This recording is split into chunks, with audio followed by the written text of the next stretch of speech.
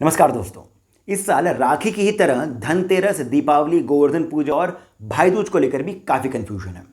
कुछ लोग 22 को धनतेरस मनाने की बात कर रहे हैं और कुछ लोग 23 को। साथ ही साथ दीपावली 14 को कैसे पड़ रही है, इस बारे में भी कंफ्यूजन है। और फिर उसके एक दिन के गैप के बाद में गोवर्धन पूजा और भाई दूज आरंभ हो रहे हैं। ऐसा कैसे? तो ये कंफ्यूजन मैं आपको अभी दूर कर देता हूँ। देखिए, वैसे तो 22 तारीख को शाम के 6:02 पर त्रयोदशी आरंभ हो रही है, यानी कि जो तेरस है वो 22 तारीख यानी कि सैटरडे को शाम के 6:02 पर आरंभ हो रही है।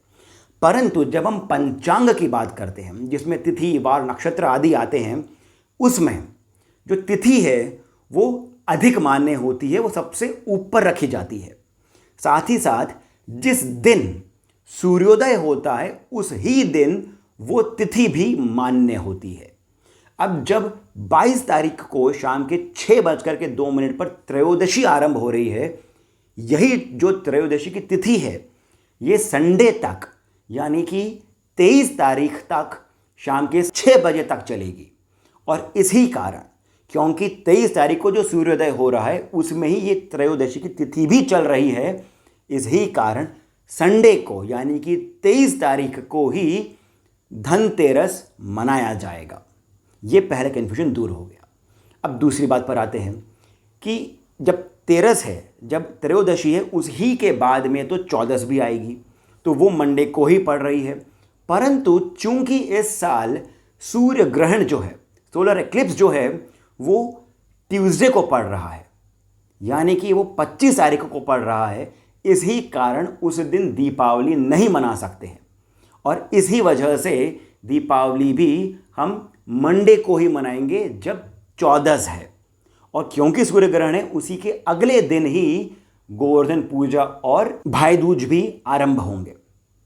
इसी के साथ आपका ये जो कंफ्यूजन है ये भी मैंने दूर कर दिया। अब मैं आपके साथ में इसका मुहूर्त भी जो है वो भी शेयर करता हूं।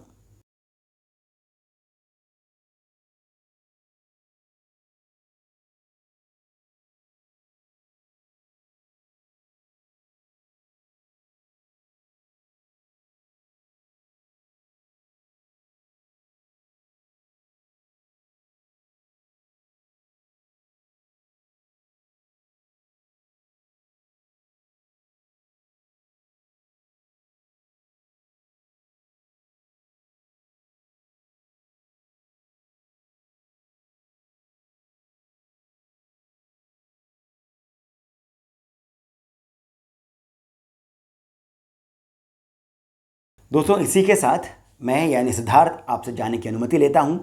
आप सभी को धनतेरस और दीपावली की अनेकों अनेक शुभकामनाएं। धन्यवाद।